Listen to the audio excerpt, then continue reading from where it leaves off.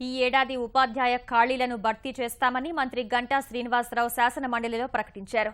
ప్రస్తుతానికి రాష్ట్రంలో 4698 పోస్టులు ఖాళీగా ఉన్నట్లు వివరించారు. ఎమ్మెల్సీ శర్మ అడిగిన ప్రశ్నకు సమాధానం ఇచ్చిన మంత్రి వచ్చే విద్యా సంవత్సరంలోగా విద్యార్థుల సంఖ్యను బట్టి ఉపాధ్యాయుల హేతుబద్దీకరణ పూర్తి చేస్తామన్నారు. ఆ తర్వాత డీఎస్సీ ద్వారా ఉపాధ్యాయ ఖాళీల భర్తీ ఉంటుందన్నారు.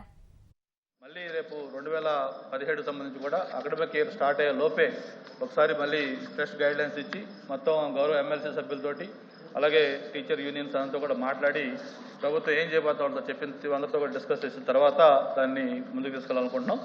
అయితే ఈ ఫిగర్స్ ఏదైతే టీచర్స్ ఖాళీగా ఉన్నాయని అనుకుంటున్నామో మనం కొత్తగా ప్రభుత్వం వచ్చిన తర్వాత డిఎస్సి పెట్టడం జరిగింది.